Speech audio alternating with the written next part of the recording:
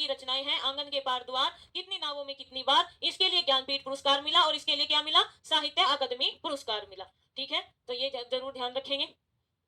और कितने पाकिस्तान किसकी है, कमलेश्वर की है, इनके लिए इनको साहित्य अकादमी पुरस्कार मिला हुआ है। देवदास उपन्यास पर 3 बार फिल्म बन चुकी है, उपन्यासकार का नाम क्या है। मैम आपकी आईजी पे डाउट सेंड नहीं हो रहा। आईजी, आईजी क्या होता है, आईजी इंस्टाग्राम होता है। अच्छा, ये शॉर्ट फॉर्म है, मुझे तो आज ही पता चला, मुझे तो पता ही नहीं था कि आईजी को इंस्टाग्राम बोलते हैं।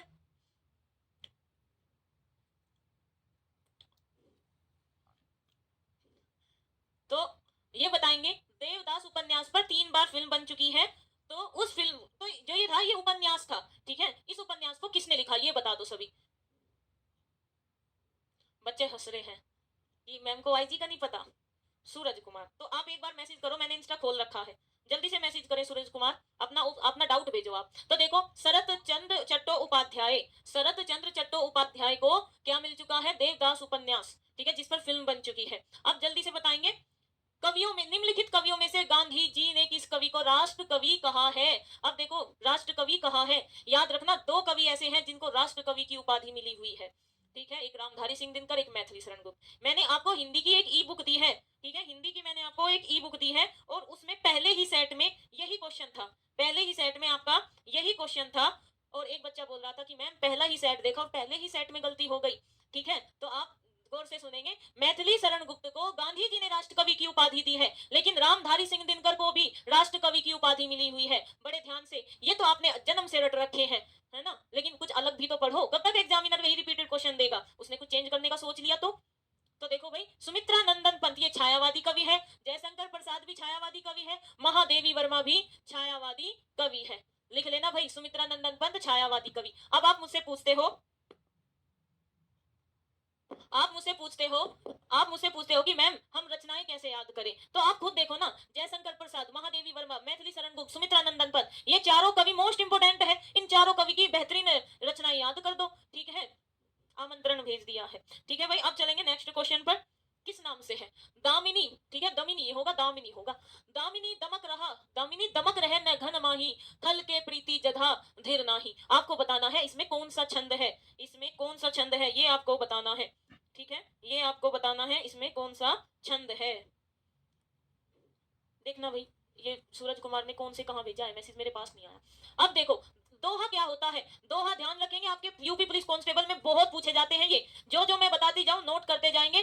दोहा क्या है, अर्ध सममात्रिक छंद है, अर्ध सममात्रिक छंद है, ठीक है, और दोहा में कितनी मात्राएं होती है, समचरण, सॉरी, विषम चरण में 13 और समचरण में 11। चौपाई कैसा है भाई, चौपाई है आपका कौन सा, ये आपका कौन सा है, सममात्रिक छंद है, सममात्रिक छंद जिसके प्रत्येक चरण में समान मात्राएं हो तो 16 मात्रा। और मेरे प्यारे बच्चों, सोरठा क्या है, सोरठा भी अर्ध सममात्रिक छंद है और 11-13 मात्राएं होती है, ठीक है। सवैया वार्णिक छंद है, सवैया कौन सा छंद है, वार्णिक छंद है, ठीक है भाई, वर्णों की गणना होती है। अब आता है मात्रा गिनेंगे, देखो, दा पर 1, मैं पर 1, नी पर 1, दे में रे है पे 1, न पर 1, है पर 1, न पर 1, मा पे 2 और ही पे बड़ी ई है तो 2। तो गिनो भाई, तो 2 दूनी 4, 2 त्यों 6, 2 चौक 8, 2 पंजे 10, 2 छिकी 12, 2 छिकी 12, 2 सते 14, 2 अठी 16। अब देखो भाई, 16 मात्राएं सिर्फ और सिर्फ आपकी चौपाई में होती है। तो आपके एग्जाम में क्वेश्चन आता है कि निम्नलिखित में से चौपाई कौन सा छंद है, तो याद रखना आपका पूछा जाता है। और दोहे का उल्टा होता है सोरठा। रस का संबंध किस धातु से माना जाता है, जल्दी से बताएंगे। रस का मतलब होता है आनंद, रस का मतलब क्या होता है, आनंद। भाई सभी प्यारे बच्चे सेशन को लाइक और शेयर करेंगे, सभी प्यारे बच्चे सेशन को लाइक और शेयर करेंगे, और आपको बहुत ही बेहतरीन प्रैक्टिस सेट कराया जा रहा, अच्छे से करेंगे भाई, ठीक है, जल्दी से बताओ। और थोड़ा सा कष्ट दे लो हाथों को, मैंने पहले ही बोला है हिंदी में 37 में से 37 ला सकते हो, तो जल्दी से बताओ। तो रस किस धातु से बना है, देखो रस का अर्थ होता है आनंद, ठीक है, और रस किस धातु से बना है, श्री धातु से, और इस श्री धातु का अर्थ क्या होता है, बहते जाना, आनंद में बहते जाना। तो ए ऑप्शन आपका क्या है, बिल्कुल सही है। अब आता है, चमक उठी सन 57 में वो तलवार पुरानी थी, में रस का भेद कौन सा है, जल्दी से बताएंगे। देखो एक इंस्टाग्राम पर एक बच्चे का मैसेज आया था। उसने क्या किया है, मेरे मेरे तो 21 दिन 21 मैराथन को वो देख ही रहा है, साथ में उसने किसी और टीचर का भी देखा। तो याद रखना, कुछ भी आपको कोई कुछ भी बताए, ठीक है, रसों की संख्या आपकी कितनी होती है, 9 होती है। रसों की संख्या 9 होती है, चाहे पूरे यूट्यूब पर आपको कोई कुछ भी बताए। और 9वां रस आपका शांत रस होता है, ठीक है। 9वां रस आपका शांत रस होता है। और 10वां रस बताएंगे जल्दी से। 10वां रस कौन सा होता है, जल्दी से कमेंट करके बताओ भाई। तलवार की बात हो रही, युद्ध की बात हो रही, तो वीर रस होगा। अब मुझे ये बता दो कि 10वां रस कौन सा है, तो आप बोलोगे मैम वात्सल्य रस है ना, गुरु का शिष्य के प्रति प्रेम। और मैं कह दूं 11वां रस कौन सा है, तो आप कहोगे मैम 11वां रस है भक्ति रस। 11वां रस है भक्ति रस। अगर मैं कह दूं वात्सल्य रस का सम्राट कौन है, तो आप कहोगे मैम कौन है, सूरदास जी है, सूरदास। ठीक है, याद रखना इन चीजों को। सीधा सीधा आपके एग्जाम में पूछा जाता है कि नौवा रस कौन सा है, भक्ति रस। ठीक है, जिसका स्थायी भाव क्या होता है, भगवत। हास्य का हास, और श्रृंगार का क्या होता है, श्रृंगार का रति। और वीर रस का क्या होता है भाई, वीर ही होता है। ठीक है, चलो भाई। अब आता है निम्नलिखित में से कौन सा विकल्प सुमेलित नहीं है। बड़े गौर से क्वेश्चन को देखेंगे। अलंकार का क्वेश्चन है। 6 वाला क्वेश्चन नहीं हुआ है, कहा 6 वाला कैसे।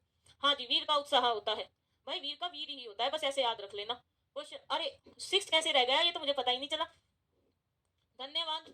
तो देखो, जो वर्ण या मात्रा की संख्या से नियमित हो, मतलब आप एक बात बताओ, आप रस में मात्राएं गिनते हो, नहीं। आप अलंकार में मात्राएं गिनते हो, नहीं। मात्राएं और संख्या, वर्ण किस में गिनते हो, देखो वर्ण कहाँ गिने जाते हैं, वर्ण गिने जाते हैं वार्णिक छंद में।